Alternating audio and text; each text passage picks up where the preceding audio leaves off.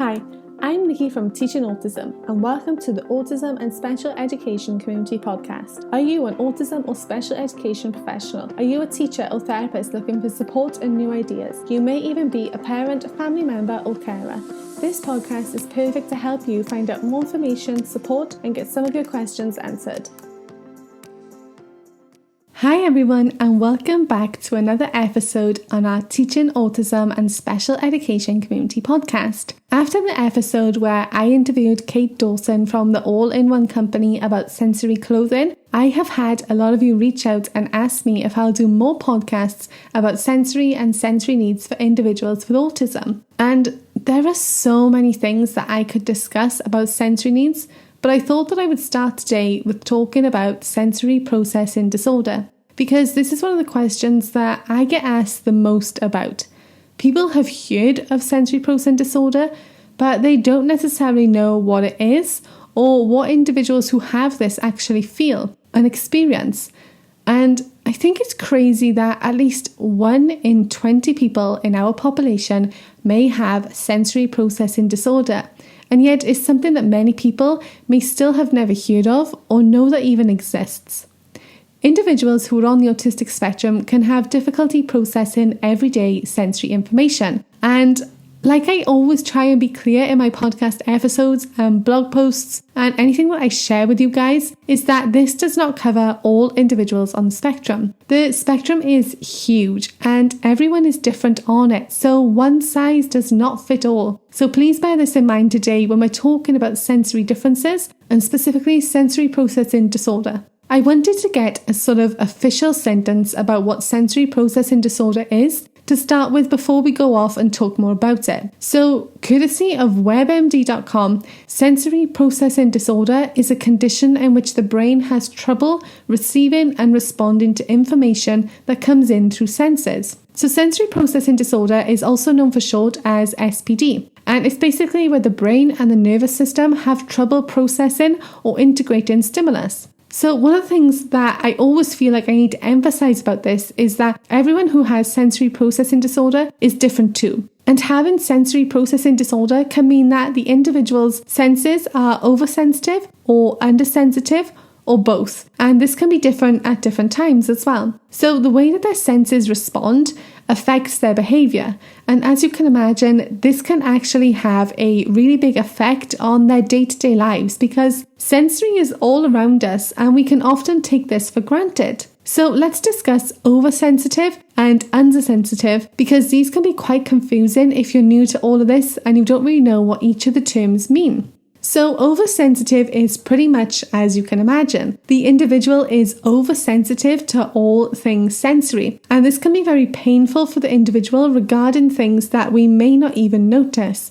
So for example, the fabric of a shirt touching their skin, and it may rub their skin, making it itchy or even hurt. And I know many years ago, I met a young girl and she was diagnosed with sensory processing disorder. She was very oversensitive to the point that if something touched her, even just if your finger brushed across your skin, it was too much for her. She would scream and cry. It was as if someone was burning her and she was just very oversensitive. However, I will say that not all was lost. She had a fantastic occupational therapist who started to work with her and they made a huge amount of progress. Now, that's not to say the sensory need disappeared, but the occupational therapist was able to provide a lot of help and help her manage this in different ways. Now, on the other end, you have individuals who are undersensitive to sensory stimulus.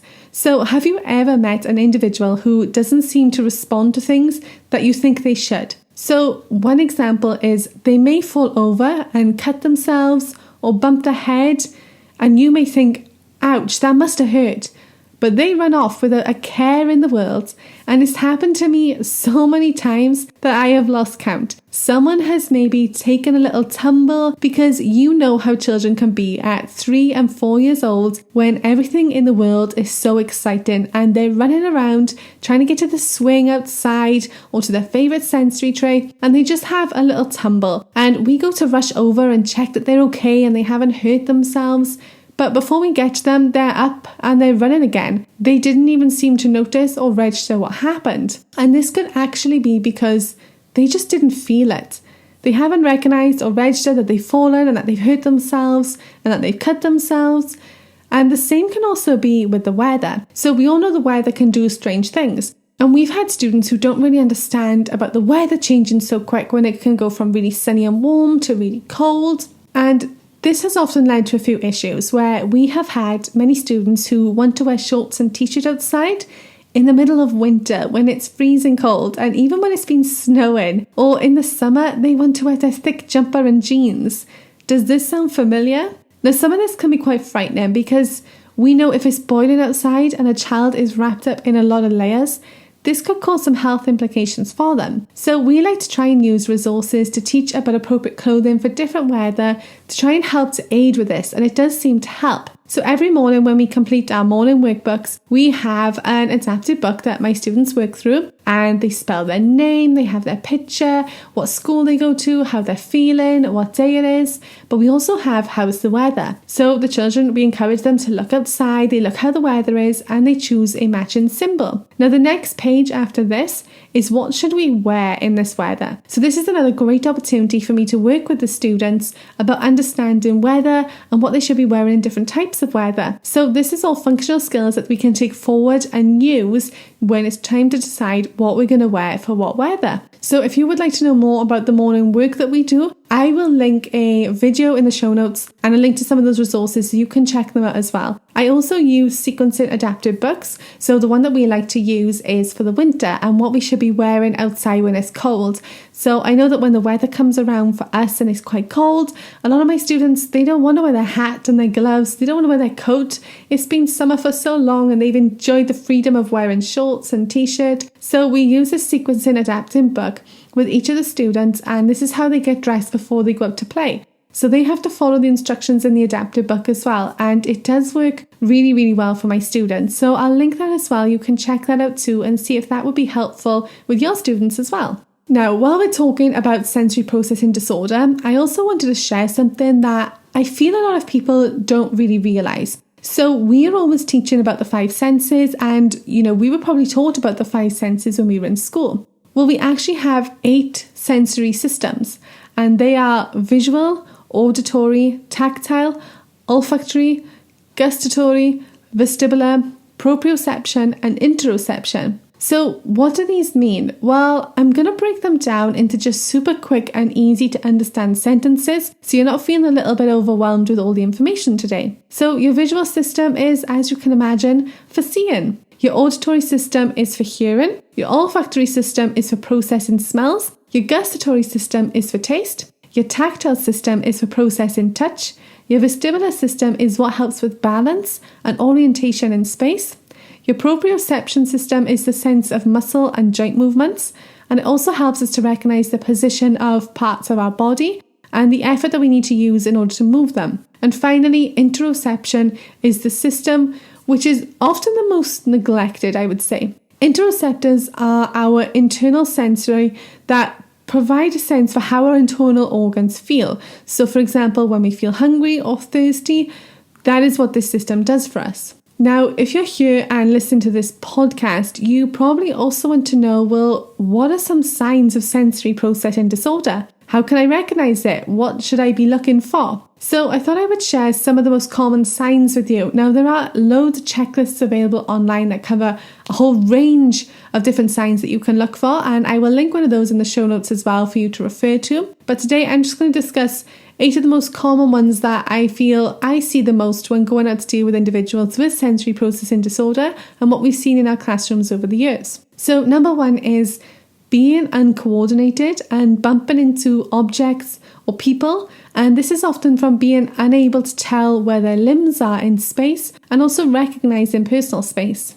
Number 2 is finding it hard to engage in conversation or play. Number 3 is being under or over responsive to things like sight, sound, and touch. Number 4, finding certain textures and clothes stressful and uncomfortable. They may have to have their labels cut out or have clothes without seams, and certain fabrics may be even more stressful for them than others. Number 5, responds to noises or volumes of noises in a way that looks like it's causing the individual distress or pain, and your defenders are actually really great for helping to aid this. Number 6, and this is one that I feel like we all know very well, is diet. Now, diet, as we know, is a huge thing for many individuals on the spectrum, but under the umbrella of sensory processing disorder, textures and colours of food can cause huge issues for many individuals. And if you're interested in finding out more about diet and nutrition, I actually have a podcast episode a few episodes back where I interviewed an autism specialist for nutrition and diet, and she discussed lots of different things with us. So if this is something for you, definitely go back and listen to that episode. Number 7 is they may find it difficult to use and develop fine motor skills. And number 8, they may find change or transition hard. Moving classrooms or activities can be very difficult for them. Now, you don't have to have autism to have sensory processing disorder. Anyone can have this, and over the years it was sort of said that you could not have sensory processing disorder as a standalone disorder. It had to come with something else. Well, recently I know a lot of experts and researchers tried to get this changed because they do now believe that it is a standalone disorder. However, many individuals with autism can be diagnosed with sensory processing disorder as well. And actually, for many years, sensory processing disorder was actually seen to just be a trait of autism. And it was only during a study in 2013 that it was found that sensory processing disorder had a biological basis that was separate from many other neurological disorders. Now, you may be wondering, what can I do to help my students who are diagnosed with sensory processing disorder? Is there a treatment or a therapy that can help? Well, a lot of occupational therapists do provide help, and they are amazing at their jobs. So if you're going to look for this type of support, I would really encourage you to find an occupational therapist who is skilled with sensory issues. Now, occupational therapists really do go above and beyond, and the name for treating or aiding sensory processing disorder is sensory integration. And I am hoping to interview and bring on an occupational therapist in the near future who can talk all about sensory integration with us. But one of the main goals of sensory integration is to work with individuals with sensory processing disorder in a fun and playful way. And this will help them to respond appropriately and to help them function better in their day-to-day lives as well. An occupational therapist may also put together a sensory diet, and these are fantastic for helping provide support for individuals and help them navigate day-to-day life more successfully. Another question that I get asked a lot about sensory processing disorder is, what causes it? And to be totally honest, right now there's no exact cause that has been identified. A lot of studies and research has gone into sensory processing disorder, and these do suggest that it can often be inherited. However, prenatal and birth complications have also been shown, and environmental factors as well. So that is today's episode, where I'm sharing a little bit with you about SPD, which is sensory processing disorder, and how this can affect individuals as well. Now, I do hope to get an occupational therapist real soon to come onto the podcast and talk to us more about what they do in sensory integration and also about sensory diet as well. So if you are an occupational therapist or you know someone who is really great in their field at this, feel free to send them over to me, email me at contact@teachingautism.co.uk, and I would love to get in touch with you. If not, I'm sure I will find a great professional who is willing to come on the podcast and talk all these things with us. So if you find this podcast episode helpful, please really consider just heading over to iTunes and leaving me a super quick review. It doesn't have to be long, but it does mean that more education professionals, parents, teachers, homeschoolers, therapists, they can find us a lot easier, and they can get all the information they need from these episodes as well. So I would really appreciate that. Also, if you have any questions for me, never hesitate to send me an email. I love hearing from you all. But that's all from me today. Thank you for listening, and I'll speak to you again soon.